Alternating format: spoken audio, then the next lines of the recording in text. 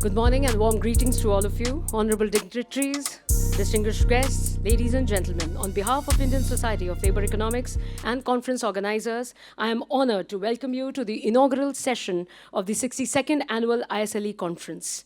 This conference is being organized by Department of Humanities and Social Sciences at IIT Roorkee. I am Priyanka Tyagi, Senior Manager, Program Administration and Communication with Institute for Human Development and Communication in charge for ISLE. The IHD hosts the ISLE Secretariat.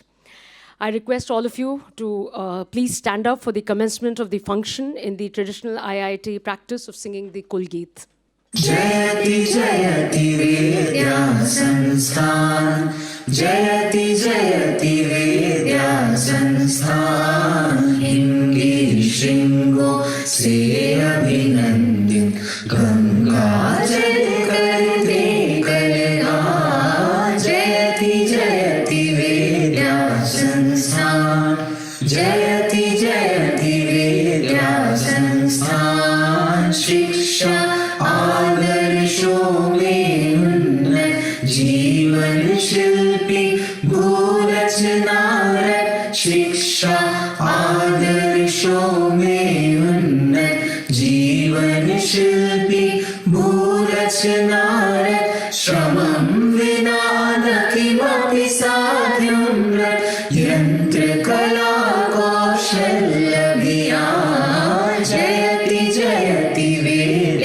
संस्थान जयति जयति विद्या संस्थान जन जीवन प्रासाद उठाकर सेतु बांध भूखंड जुड़ाकर जन जीवन प्रासाद उठाकर सेतु बांध भूखंड जुड़ाकर अंतरिक्ष में यान उड़ाकर नवयुग को देता आह्वान जयति जयति विद्या संस्थान जयति जयति विद्या संस्थान सर्जन हित जीवन नित अर्पित धरा स्वर्ग शोभा कर निर्मित सर्जन हित जीवन नित अर्पित धरा स्वर्ग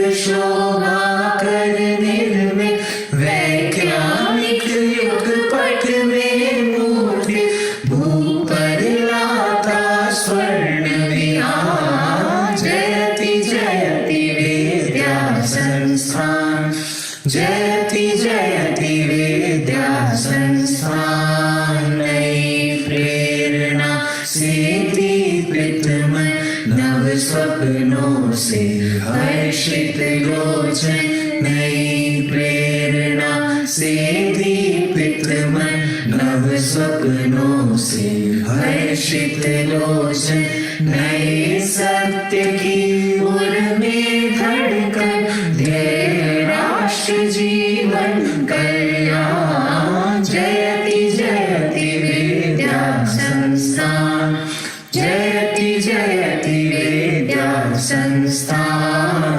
हिमगिर शृंगो से अभिनंदित गंगा जल करते कल्याण जयति जयति विद्या संस्थान जयति जयति विद्या संस्थान जयति जयति विद्या संस्थान जयति जयति विद्या संस्थान. I now invite all the dignitaries of the inaugural function to please grace the dais. Professor Deepak Nayyar, President of the Indian Society of Labour Economics and former Vice Chancellor, University of Delhi.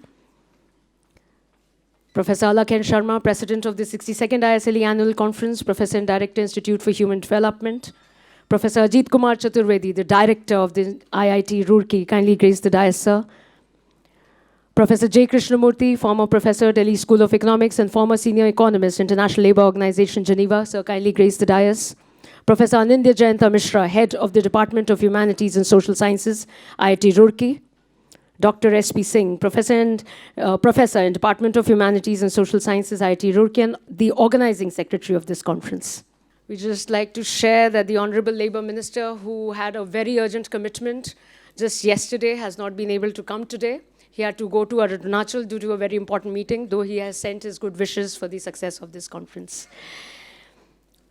The Indian Society of Labour Economics is a professional association of researchers, scholars, and other stakeholders interested in the areas of labour, employment, and development issues.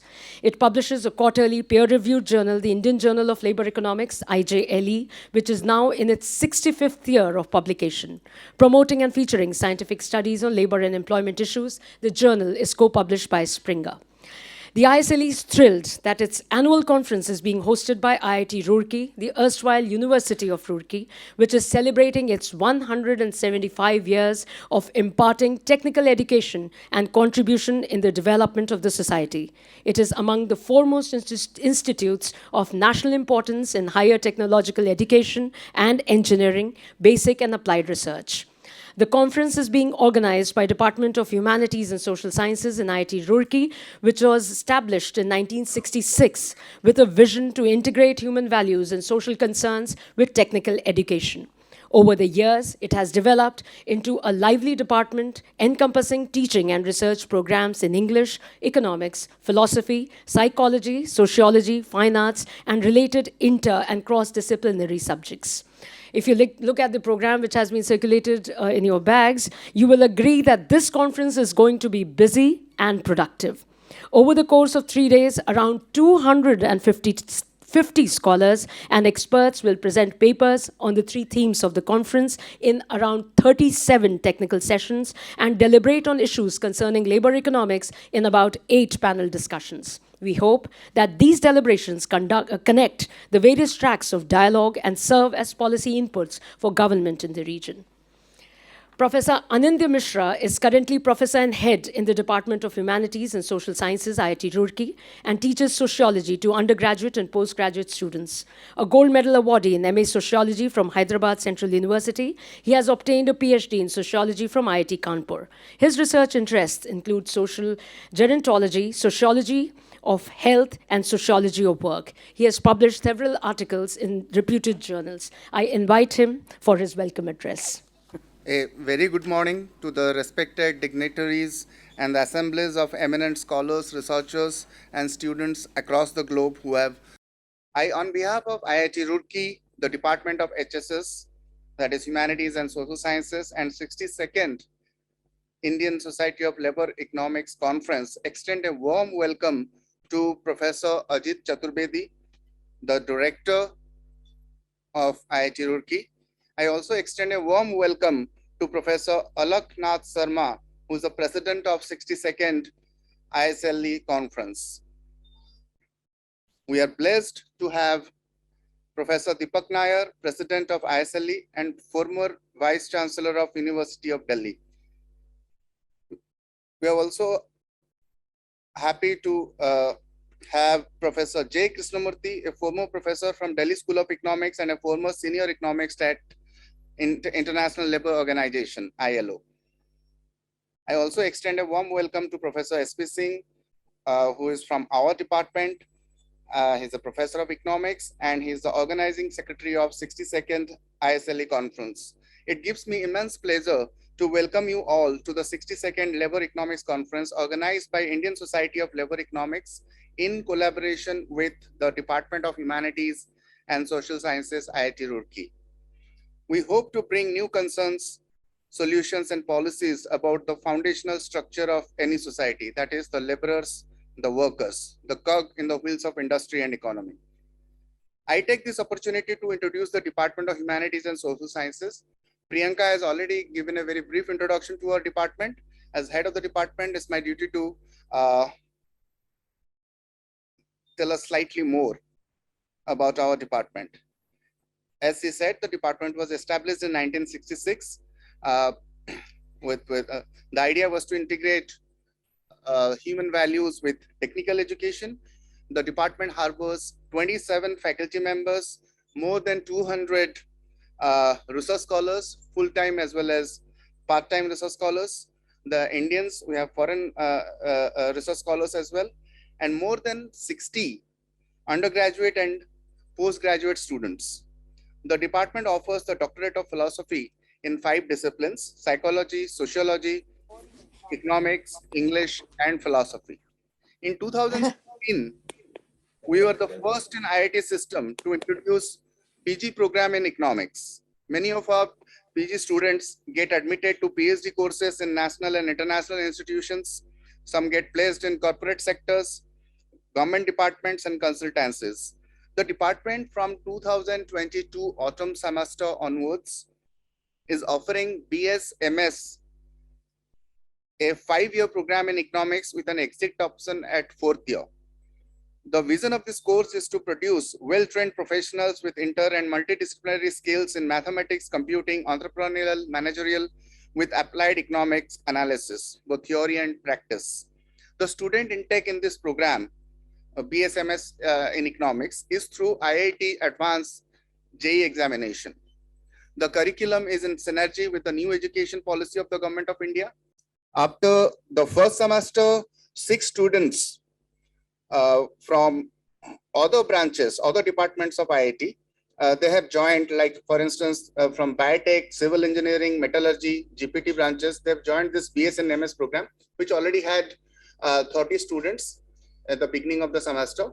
So it's quite a remarkable achievement, because the students who have initially opted for engineering subjects at the BTech level have joined BSMS in economics after the completion of the first semester. The department also contributes significantly to teaching and research by teaching various core and elective courses to UG, PG, and PhD students of the institute. It also offers specialized courses on technical communication for PG and PhD students, besides running an evening course on the Japanese language. Our faculty members are at the frontiers of research in their respective fields. They have also undertaken various projects from national and international agencies such as UNDP, Government of Uttarakhand, ICSSR, World Bank, NIRD, Asia Pacific Network, JSPS, IRDA, RBI, and NCW, to name a few. Our partners for this annual conference are the eminent academic circle of Indian Society of Labor Economics, which was founded in 1957 by the ex-president of India, Sri V.V. Giri.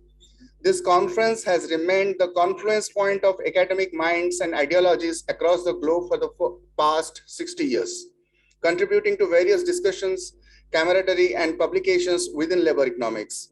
The conference attracts many other distinguished academicians, industry representatives, trade union leaders, policymakers annually. We are overwhelmed to be associated with them through this conference, working round the clock to give you the best and most comfortable environment at our lush green campus and bring in the new academic contributions and discussions from a large body of esteemed academicians and the budding scholars. I wholeheartedly wish all the success for this intellectual festivity and applaud the efforts of everyone involved in it. Thank you everyone for being the patient listener and giving me. Thank you, Professor Mishra. I'd just like to add, there have been 450 registrations for the, rather more than 450 registrations for the conference. Since the capacity of this hall is a little constrained, people are also watching us in room number 104. So this welcome is also extended to all the people who are joining us from the adjacent room. The Director of Institute for Human Development, Professor Alakh Sharma, is a known labor and development economist who has worked extensively on employment issues in India. He's also the editor of 2 international multidisciplinary journals, the Indian Journal of Labor Economics and the Indian Journal of Human Development. He has made significant contributions to research in varied areas such as livelihoods, poverty, employment, labor markets, and related issues. Along with some leading social scientists of the country, he is instrumental in setting up the Institute for Human Development and the ISLE. I now invite him to address the gathering. Professor Chaturvedi, Professor Nayyar, Professor Krishnamurthy, Professor Mishra, Professor S.P. Singh, ladies and gentlemen. On behalf of the Indian Society of Labor Economics, I express my immense thanks to IIT Roorkee, particularly to Professor Chaturvedi, Professor S.P. Singh, Professor Mishra, and all their colleagues for hosting this conference. Elaborate vote of thanks will be given in the valedictory session, but I thought that we should also mention this in the inaugural session. As my colleague Priyanka and Professor Mishra told that, this is the 62nd annual conference of this Indian Society of Labor Economics. The conference has been, of the Society, Labor Economics Conference, has been uninterruptedly organized since 1958, except last 2 years due to pandemic. We met in Patiala in December 2019, and we wanted a conference in physical mode, and Professor S.P. Singh, guided by Professor Chaturvedi, made it possible. So we are really very grateful. The response to this conference is so overwhelming, as Priyanka told you, that more than 450 registrations have taken place. This hall can't accommodate, and people are sitting in the adjacent room watching it live. The society has done a remarkable journey. Our journal is in 65th year of publication. Probably in any other developing countries, there are labor societies in developed countries. I can't say how old they are, but in developing countries, this is the only society which is so active, attracting people, annual conference, journal. So I'm very pleased. This conference is being held in Uttarakhand for the first time. By the way, its birthplace is Lucknow, where V.V. Giri was director. Professor V.V. Singh was teaching there in the University of Lucknow. So Uttarakhand, the Roorkee was in the erstwhile state of Uttar Pradesh. But in Uttarakhand, it is being held for the first time. So we are very happy, and I'm quite sure, in spite of the fracture of Dr. S.P. Singh, he has worked so hard. You might have seen him sitting throughout the conference yesterday also, and today morning he came and guiding his team. So again, I thank you, all of you, delegates from various parts of the country, many from abroad. 5-6 people are from Bangladesh and other countries also. And of course, many people from outside India are making presentations online. Online presentations are not from India, but outside India we have allowed. So again, warm welcome to you, all of you, and thanks everybody for joining this conference. Thank you. Thank you, Professor Sharma. Professor Deepak Nayyar is Emeritus Professor of Economics at Jawaharlal Nehru University, New Delhi, and an Honorary Fellow of Balliol College, Oxford.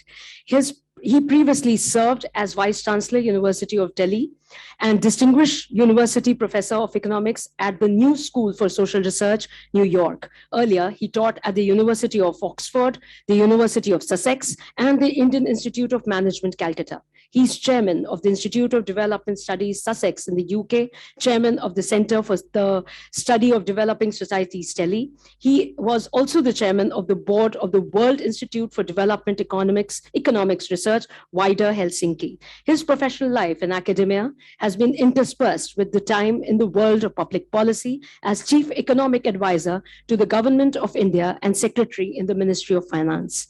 His research interests are primarily in the areas of international economics, macroeconomics, development economics, and economic history. Professor Nayyar has published numerous articles and several books. His latest book, Research in Asia, Diversity in Development and Asian Transformations, an Inquiry into the Development of Nations, analyzes the remarkable economic transformation and rise of Asia during the past half century. It is my honor to invite him to address the gathering. Participants, ladies and gentlemen, our gracious hosts, Professor Chaturvedi and Professor Mishra, our guest and also one of our own, Professor J.Krishnamurthy, my colleagues, Professor Alakh Sharma and Professor S.P. Singh. S.P., of course, is also our host. He wears two hats. I would simply echo Alakh's sentiment that I would welcome you with a warm heart to this 62nd annual conference of the Indian Society of Labor Economics. The Indian Society of Labor Economics, which began life in 1957, turns 65 this year. For individuals, it might be the age of retirement. For institutions, it is an age of maturity, with miles to go in the journey to their destination. This should have been our 64th annual conference, for we did meet every year with the meticulous regularity among the few associations, professional associations in India. Alas, it is only the 62nd. The past 2 years were simply lost to the pandemic, which turned the world and our lives upside down. The loss of livelihoods and the contraction of employment impose enormous hardships on workers everywhere and the working poor, people who work very hard for what is not a living in developing countries. In comparison, conferences lost are mere trivia, if that. But I am delighted that as many as 450 participants have registered to join us at this conference. I hope, fingers crossed, that this is a sign of changing times. We might just be beginning to return to the pre-pandemic world from surreal times to normal times. Even if I transgress modesty as a virtue, our society, the ISLE, I believe, is among the leading professional organizations in economics and the social sciences in India and the developing world. It seeks to promote creative research and academic excellence in studies on labor and employment in the wider context of development. In pursuit of its objectives, it publishes, as Professor Sharma mentioned, the Indian Journal of Labor Economics, a widely recognized and much cited peer-reviewed academic journal published every quarter by Springer. It also organizes conferences, now an established tradition in our calendars for all of us, which bring together around 500 concerned scholars, academics, and citizens every year. Our annual conferences are a source of pride and something we must celebrate. These have created a unique meeting space for scholars, researchers, and teachers to interact with each other and with policy practitioners, trade unionists, industry persons, lawyers, international organizations, the media, and so on, and to learn from each other. The themes selected for discussion are important, contemporary, and engaging. There are opportunities for young scholars to present their work. Distinguished scholars are invited to deliver lectures. Panel discussions are organized on subjects that are debated in the present and relevant for the future. The participants represent both the geographic and the demographic diversity of India, as I look at the color of the hair and the color of the clothes around the room. The gatherings are always enriched by scholars from abroad who've come from countries near and far. The sessions, may I say, are often short of time, but never for ideas. This conference coincides with a very special landmark occasion for our host, the Indian Institute of Technology, Roorkee, which is celebrating its 175th year as a center of excellence of teaching, learning, and research in engineering education. It is worth noting that your bicentenary will coincide with the centenary of independent India. It began life as Roorkee College in 1847. It was renamed as the Thomason College of Civil Engineering in 1854, after the then Lieutenant Governor of this region when the Ganga Canal was completed. And it was renamed yet again as the University of Roorkee in 1949. Its incarnation as an IIT began in 2001. But history does go back 175 years, for it was where the British Raj began to train engineers to build the Raj in the Indian subcontinent. Railways, roads, bridges, dams, what have you. This is the first time in my life I have come here, as I said to Professor Chaturvedi. But it is also a special occasion for me.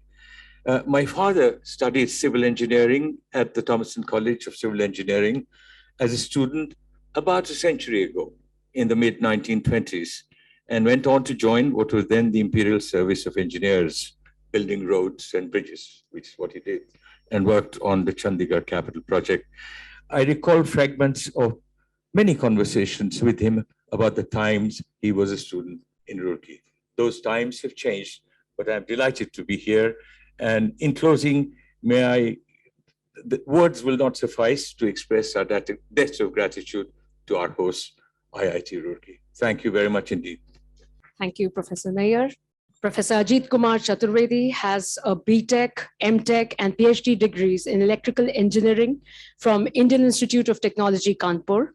He served the Department of Electronics Engineering at the Indian Institute of Technology, Banaras Hindu University, Varanasi. Subsequently, he joined the faculty of the Department of Electronics and Computer Engineering at IIT Roorkee.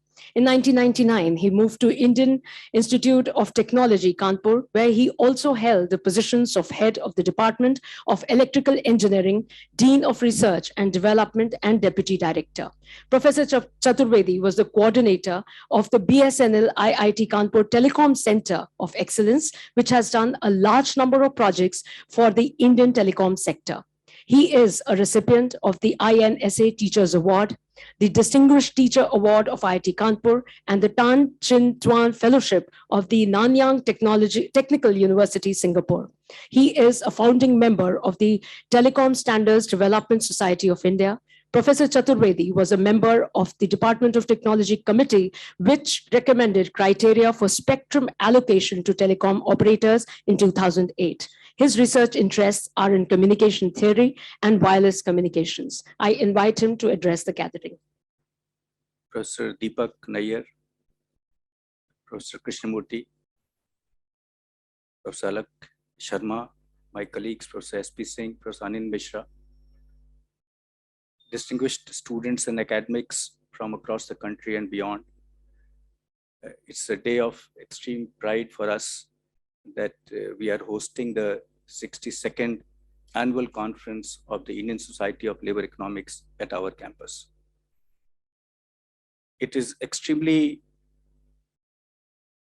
heartwarming for us that important topics like employment, migration, development, protection of labor interests, these important topics will be deliberated on our campus, especially in the post-COVID era.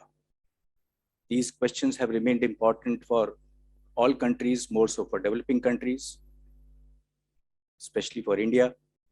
And I'm not at all surprised that we have such an important society which was established in 1957 and has continued its journey uninterrupted for this long period. But in the post-COVID world, these questions have become more important. And I'm happy that the response to this call for presentations and papers has been so enthusiastic. I hope that the venue IIT Roorkee would have played some role in that enthusiastic response.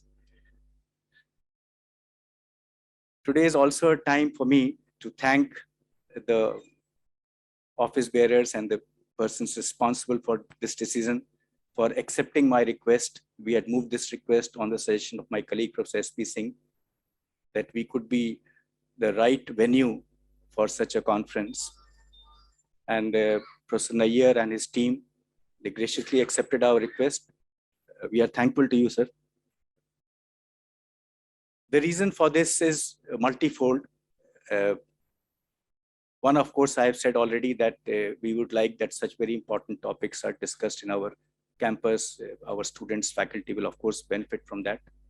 But it is also important for people outside the IIT system to get a feel of the IITs of today.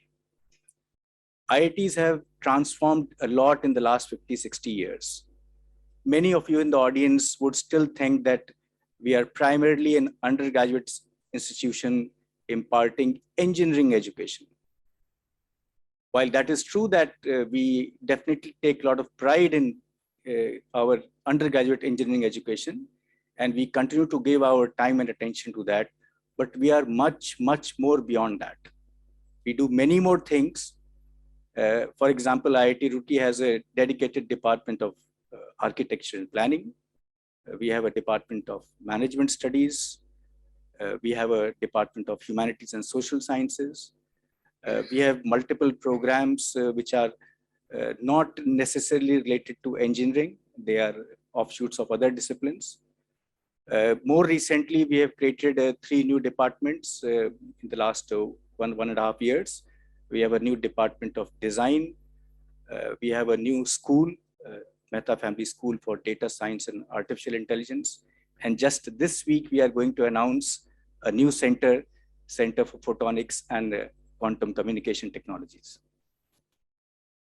Only less than 50% of our student population today is studying undergraduate engineering. So more than 50% of the students of the campus are not what many of you may be believing that we are doing only that. And for us, all the departments are equally important. All disciplines are equally important. All academic programs are equally important. So we want to reach out to you because we also have some, if I may say, selfish interest in that. We want to attract more PhD students in economics. We want to attract more bright faculty candidates who can seek faculty positions in our Department of Humanities and Social Sciences. Maybe the economics discipline grows further and further, and maybe one day we can have a separate department of economics. So all those things are, of course, for the future. But we are a very growing humanities department. In the last 4 years itself, we have doubled our faculty strength from something like 13 or 14. We are now 26. And we are actively looking for more faculty, bright faculty candidates who can contribute to the overall ambience and overall academic paradigm, the milieu that exists in the campus, because we cannot view any education in isolation. If you want to give the complete experience to any student, whether humanities or engineering, you need multiplicity of disciplines to coexist in the same campus. And that is what we are trying to do. Today, we have close to 9,000 students. We have more than 510 faculty members.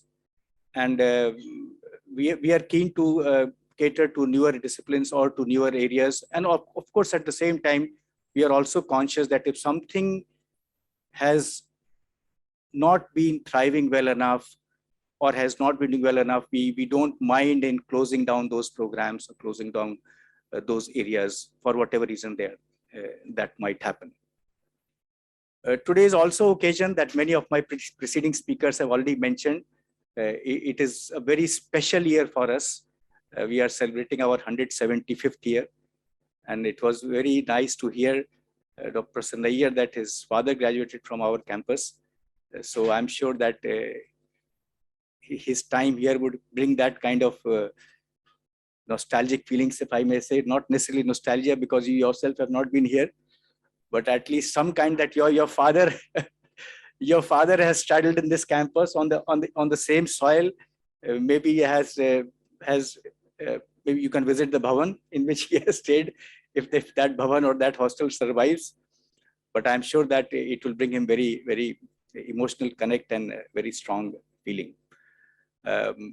My colleagues, Professor S.P. Singh, Professor Falguni Patnaik, they have put in a lot of hard work. If we have slipped anywhere, I would seek your pardon on their behalf. They wanted to make sure that they give you the best possible arrangement. We have tried our best. We hope that you will go back with very fond memories of IIT Roorkee. We hope you will go back with the vision and with the current state of any older IIT. We are one of the 6 large old IITs. Go back with that picture of that old IITs, and also send more and more bright candidates to IIT Roorkee, whether to pursue the PhD program or to seek employment in the teaching profession. Thank you very much. Thank you so much, Professor Chaturvedi. A former ILO official, a researcher of international repute, Professor J.Krishnamurthy is visiting professor at Institute for Human Development, New Delhi. His areas of expertise include analysis of social and economic issues, training on issues related to employment and labor markets, early Indian economics, crisis response and reconstruction of population policies, and planning. He has recently been working on Ambedkar as an economist and other economists of the 20th century. It is now my honor to invite him to deliver the keynote address of the 62nd Annual ISLE Conference. Mr. Chairman and friends, I will not give any more names because every one of you here on the dais is known to me and is a friend. I wanted to actually begin to talk about something which relates more to history, in the sense that I think we are standing on a very historic place. Not only was this the place where the first engineering college came into being, which has been mentioned, but which has not been mentioned, this is where the first train ran in 1851, long before Bombay and Thane. Not many people know this. So it's a double historical, and hence I feel happy and confident to take up the subject which is more in the area of history, but which relates to labor economics as well. Now, there are so many things on which we ask this question: where did it all start? Somebody may ask, who invented the first masala dosa? Or somebody else here, more likely, where did Rajma Chawal come from? And I ask the question, where did labor economics in India come from? Because again, it is shrouded in mystery, and there are many theories and many beliefs and not much evidence actually. Now, what I'll try to show is that in the Indian case, under British rule, when plantations, mines, and factories began to be established from the late 19th century onwards, there was obviously an area of interest on the labor side on what would happen in terms of labor economics to those who were working, to conditions of work, and a whole gamut of related issues. Similarly, there has been an enduring interest on the question of rural labor, of wages, and this has been an issue of very great political importance under British rule because it was often a source of conflict between the rulers and the ruled.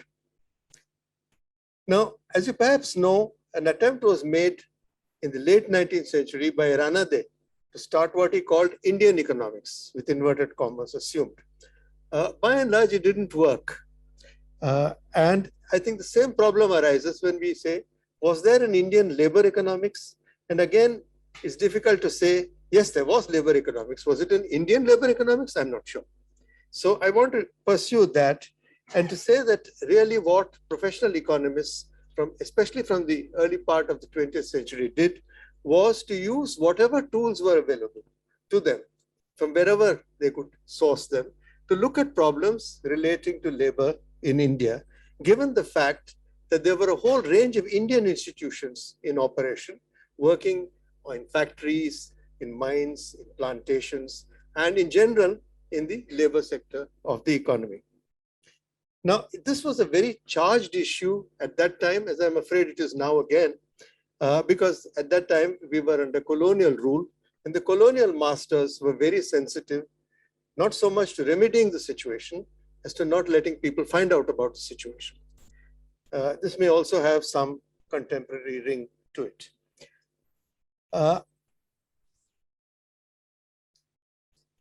Now, the findings, as I said, were often controversial when Indian labor economics began, and I'll come to that in a moment, because there were different entrenched interest groups present at that time, the rulers themselves, the British, as well as the employers, often expatriate and foreign capital, who tried to suppress the findings and to promote studies and reports that were more to their liking.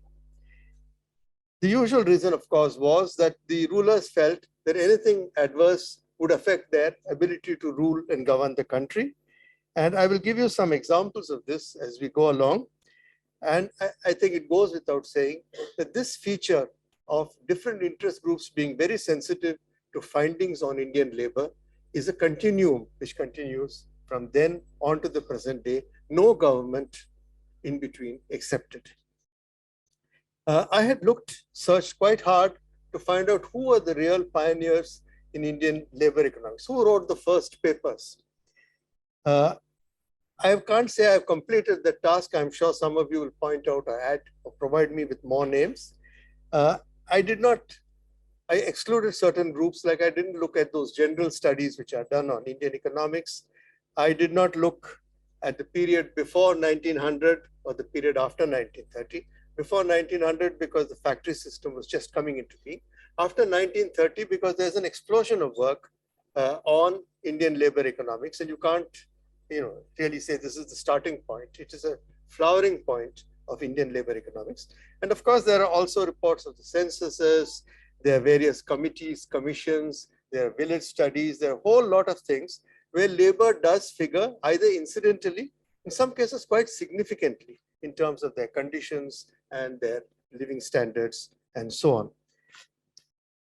I would say that perhaps one of the earliest persons to essay into labor economics was V.G. Kale, who in 1918 invented the term the economics of education for the first time. I've not been able to find in the international literature an earlier reference to that particular phrase. And it's quite an important phrase because it represents one particular branch of the economics of labor, which we study, which is what are the rates of return to education, to different kinds of education, including technical education. There are several others. I'll just briefly mention them now that the paper is being handed out. You could hopefully have a look. Ambedkar, who introduced the concept of surplus labor. Harold Mann, who produced the first report on Jamshedpur labor conditions, extremely adverse. This was in 1919. The full report has never seen the light of day. It still is in the Tata archives. Then, of course, somebody very eminent, twice a prime minister, Gulzari Lal Nanda, who in 1922 published 2 papers on labor unrest in India. And as you know, he was part of the effort of the national movement to take on labor issues, particularly the Textile Labor Association in Ahmedabad. Also, I'm happy to say there were 2 women involved, because people always complain saying we don't talk about them. One was Janet Harvey Kelman, who published a book in 1923 on labor in India. And there's also Gladys Broughton, who's somewhat more important, because in early 20s, she worked in India as a labor advisor, an advisor to the Department of Labor.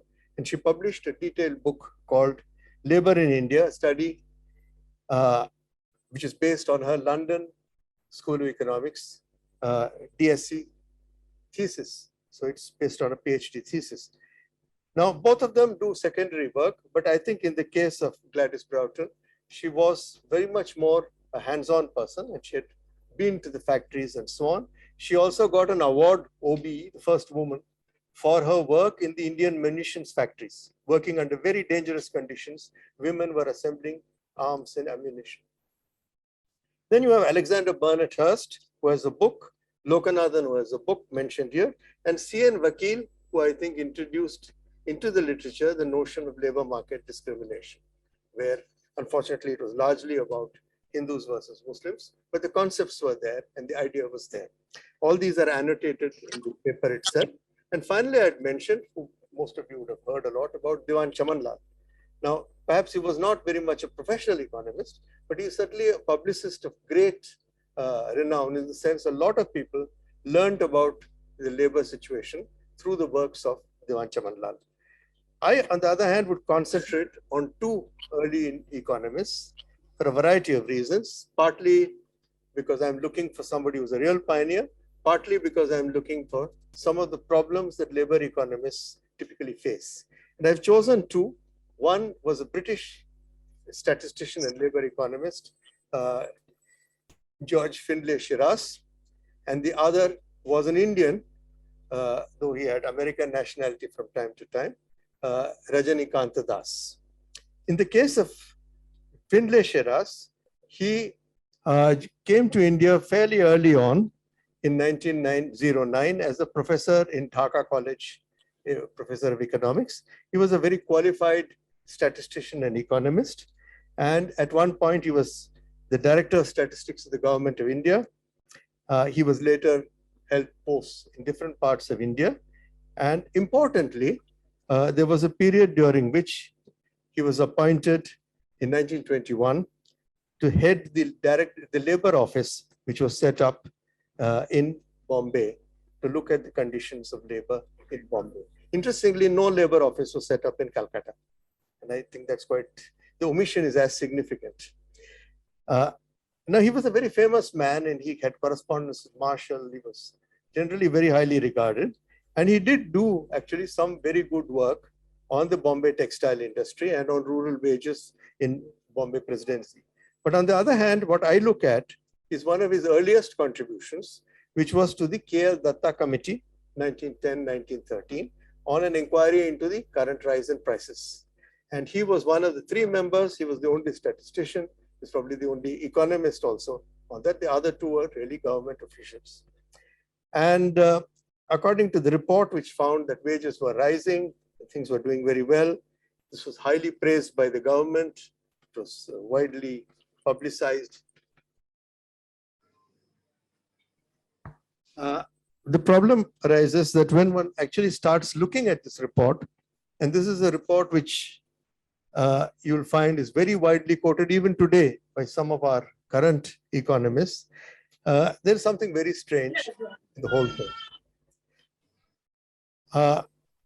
I began to look at it somewhat more carefully, and being what I am, I first look at the appendix and the annexes and the data sources and so on, rather than at the conclusions.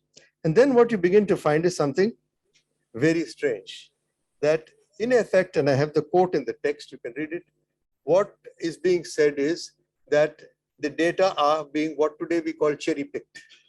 You pick the ripest cherries and you leave the rest out. And Findlay Shiraz, no doubt, was the person actually responsible for doing it, because the other two were not really technically qualified. So rather than choosing one particular source, he was in fact picking whatever data he wanted, and without explaining why in particular, except saying this was very good data or it looked more credible with an inverted commas. So in effect, the series that you get starting from 1890 and going to 1913, surprise, surprise, shows an increase in real wages. Contra a lot of the other series and information we have. So the wages, real wages of agricultural laborers and village artisans rose 38% by 1912 from about 1890, 1894, which is the desired outcome from certain points of view. Now, it's a bit sad that this was the use to which the ability to handle statistics was put. Now, the British government was extremely happy with this result, and nobody till today pointed out how arbitrarily the data was selected. It gives us a lesson, to my mind, in labor economics of how data can be used or misused to obtain a desired result. And I think it gives a little satisfaction to know that this is not old, this is not new, it's been going on for a very long time. I picked on Shiraz to show how a statistician and an economist who was capable of good technical work could have been used by the government of the day to do its bidding. At the same time, one must, in fairness, say that a lot of his subsequent work, particularly his work on the Bombay Labor Office, was very good. He was also the inventor of the Index of Business Activity, and his contributions to statistics were also quite significant. But it does show that labor economics is a dangerous discipline. It's one which can be used, it can be misused for a variety of ways. I now come to my second, and the one I would say I admire somewhat more, Rajanikanth Das. Again, till some years ago, not that many people knew of him. He was India's first properly trained labor economist, and he devoted much of his life to study of labor problems. He was probably the first Indian to get a PhD in economics from the United States of America. He got it in 1917, 1 year after the first two Indians got a PhD from London, namely John Mathai and Pramathanath Banerjee. Again, I state this because often wrong names are given. Now, the interesting thing with him was that his own thesis was on labor legislation in India, and he worked under John Commons, who was regarded in America as one of the best labor economists and economists on the Commons as well. His name suggests, or institutional economics. He was one of the founders of that school of thought in this. Now, apart from his thesis, the other very interesting piece of work that he did early on was called a study called Hindustani Workers on the Pacific Coast. Now, this was commissioned, believe it or not, by the US Department of Labor, who wanted to find out about the so-called Hindus with double O, which is the way they were spelled. Most of them weren't Hindu, many were Sikh and so on, but that was a general label. And the job was to find out what was the problems affecting them, mostly on the West Coast, where large numbers had come. And if you read the study, which is available, you'll see that he did a very careful study, quite objective, pointing out many of the problems they faced, suggesting some solutions. And this is widely regarded, even at the time and today too, as a pioneering study on migrant labor in any part of the world. Now, in the other major thing which he did was that in the early 1930s, he published two absolutely classic papers, one on women workers in India, an absolute first. There's never been anything like it before, and one on child labor in India. Long before the ILO where he worked had begun to take an interest in child labor. So he was a pioneer, not only in the Indian context, he was a pioneer in the ILO context, because the ILO had no program at that time of any importance on either women workers or child workers. On women workers, if you read the paper, which is available in the International Labour Review, he points out that women participation in factory work is low, that there are social customs, there are problems of the law, because the Factory Acts at that time led to the displacement of a lot of women from factories. And he argues that women should have the same rights as men. It's quite interesting to see how strongly he felt and argued that. And he felt that if they did, not only would the women gain, but the communities in which they lived would gain. He believed that India should adopt policies to equalize social, political, and economic opportunities for men and women. He wanted free and compulsory general education, technical education as well for girls, and regulation of working conditions so that women could secure more of productive employment. He wanted the abolition of child marriage, the parda system, the caste system, and such like, all in 1931. It's a bit ambitious, but still it's interesting to see the vision that he had. Similarly, if you look at his work on child labor, its emphasis is on an integrated policy for the well-being of children. It's not, as to some degree the ILO tended to do later on, pushing for legislative and strong measures to deal with it, but looking at it in a larger social and economic context. So I think in that sense too, what he wanted is defined by three things: the encouragement of voluntary but responsible parenthood, the development of compulsory education, and measures which he put under the label of progressive social legislation. So his emphasis was not so much on punitive factory legislation, but on social change and other measures in order to reduce this. And at the same time, it's not that he was against legislation, quite the contrary. And as I have a quote which you'll see in the text, he felt that legislation helped not only the factory worker, but it helped the communities in which they lived by improving standards. Now, again, in the case of Das, I want to take up one specific thing which he was involved with, because this is of great importance to India, and also it's interesting in its own light. He joined the ILO and worked in the ILO in the 1920s on a program which was set up by N.M. Joshi in the governing body, which was called Asiatic labor. That is to look at Asian labor and look at their problems, because Joshi and others said that hours of work and various other legislation that the ILO was putting out did not apply immediately to India, that some exceptions might be needed. And what happened was, Das was the man who was chosen to do this work. And he did the whole thing, at which point in early 1930, he was asked to provide this to the Royal Commission on Labor, which is being set up in India. And I have quite a lot of evidence from the ILO archives that was provided in the paper, that he was in fact the principal author of much of the material that was supplied to the Royal Commission. And by then, not only had he done a lot of work for the ILO. He had also already published several books from the early 20s of his work on labor, labor conditions, factory legislation, and so on. So it does look as though he did contribute significantly to the work of the Royal Commission. But the Commission is quite careful in its thanks. It thanks the director of the ILO office, but it does not mention Das. And this, of course, irritated Das no end. But this is not surprising. Governments then and now tend to have this tendency of using your material, but not always giving you the credit. And what then happened was,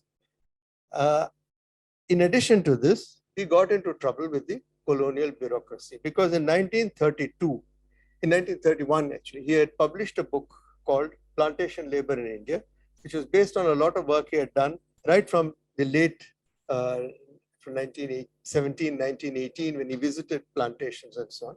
Now, this was a very, very dangerous area to go into because the plantations were largely British owned.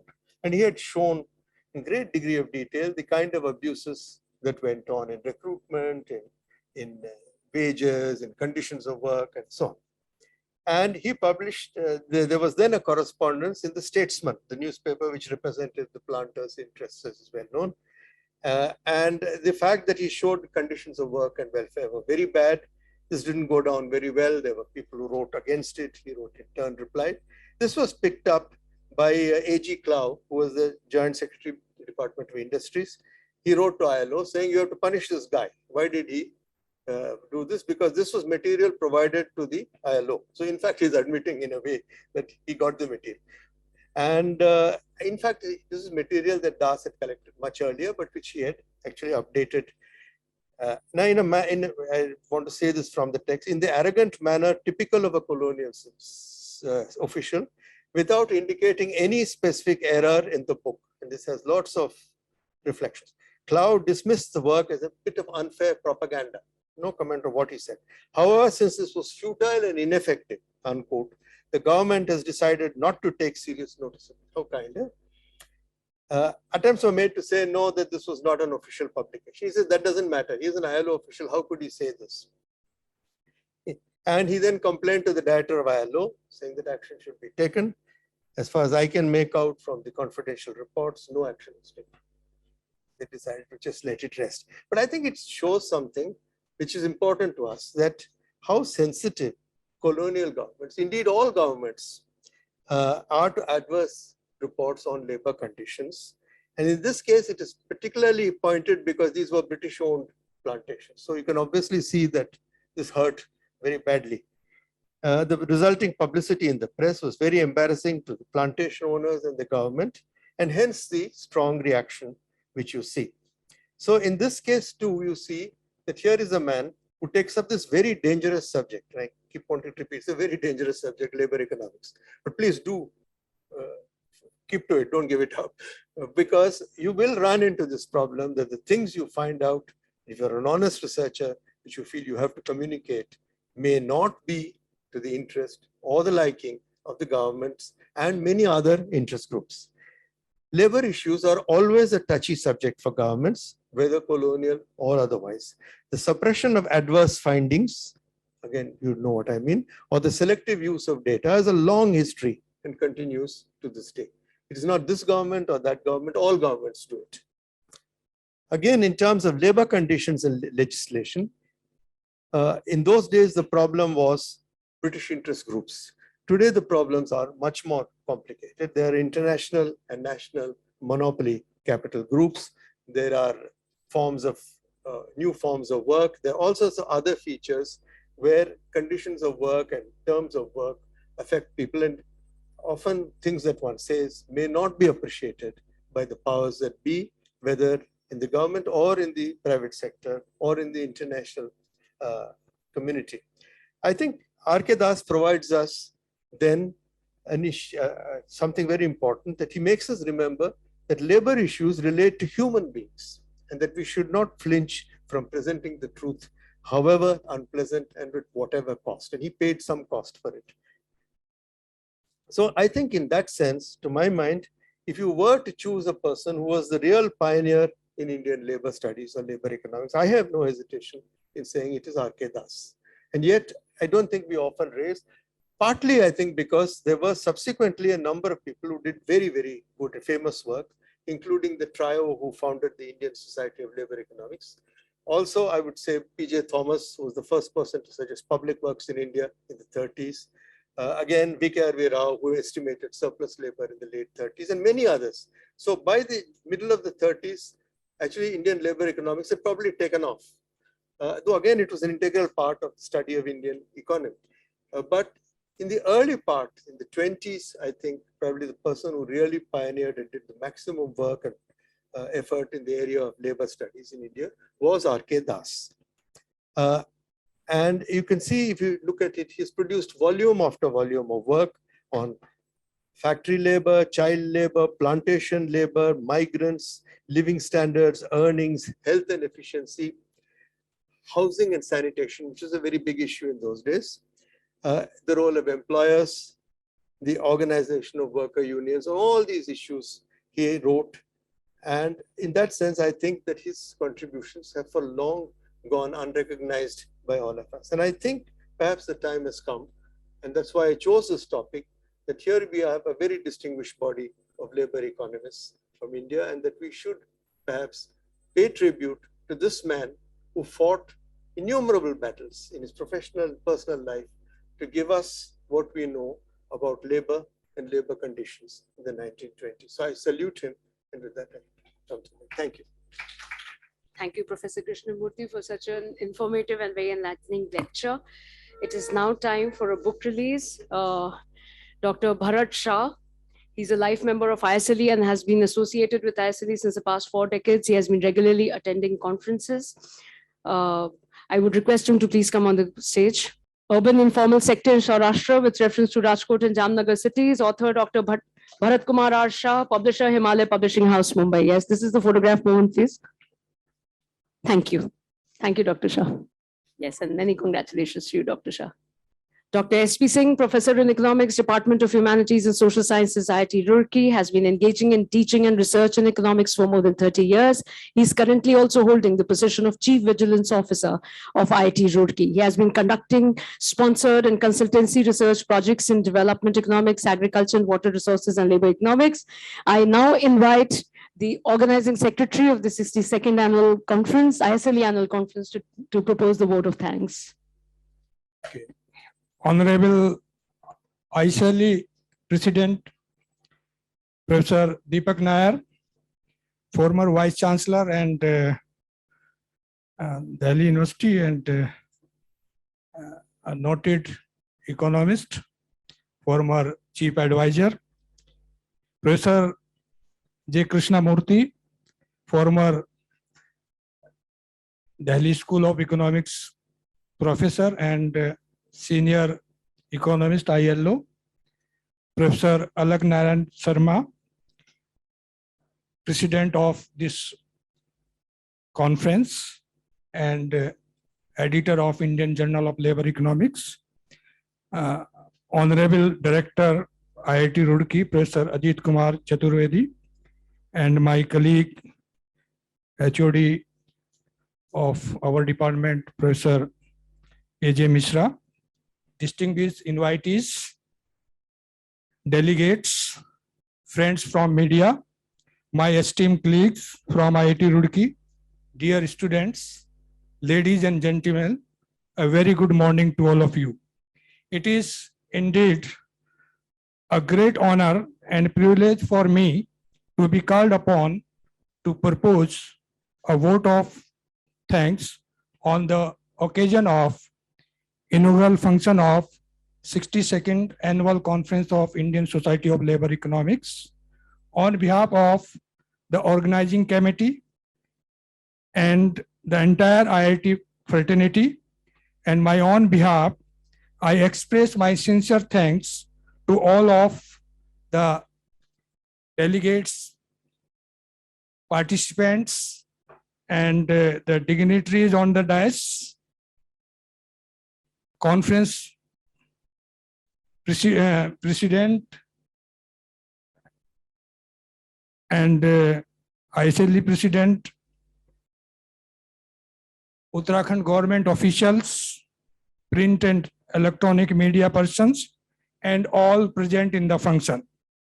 At the outset, I would like to express my profound thanks to Professor J. Krishnamurthy, who has been kind enough to accept our request to deliver the inaugural address despite his busy schedule.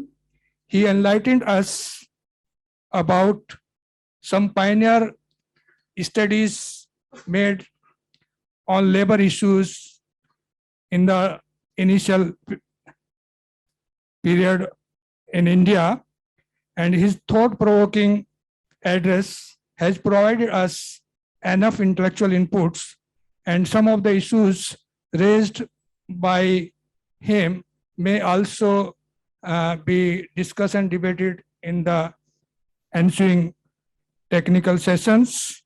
He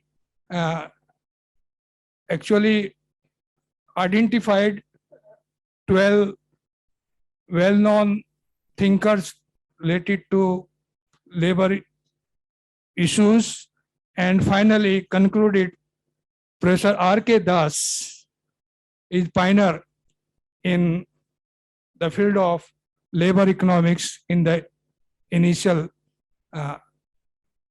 period of the studies in India on labor issues.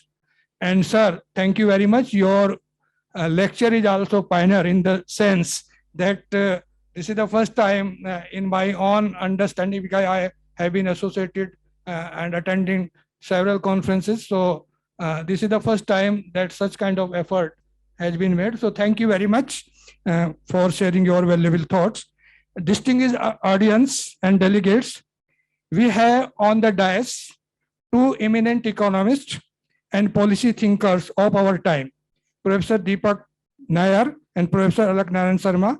I extend my sincere thanks to Professor Nayyar and Professor Sharma for addressing the August gathering, sharing their valuable thoughts, enlightening the audience and introducing the theme of the conference and telling about the Indian Society of Labor Economics.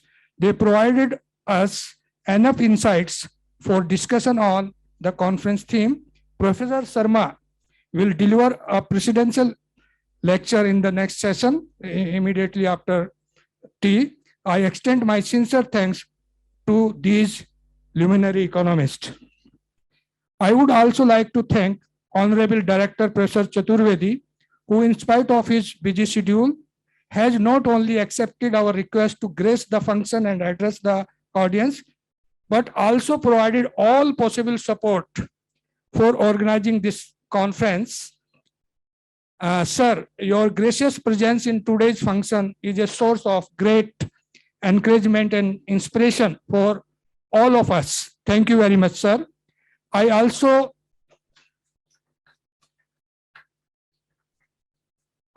thank to my colleague, Professor A.J. Mishra, who welcome the guests and also tell about our departments. Thank you, Professor Mishra. I extend my sincere thanks to all the distinguished invitees, conference delegates, colleagues, and students who have become a part of this auspicious occasion. I would also like to place on record the excellent support provided by the ISLE Secretariat and the organizing team of IIT Roorkee in preparation of this inaugural function. Last but not the least, I express my sincere thanks to media people for their interest in covering this event. Thank you all once again. Thank you very much.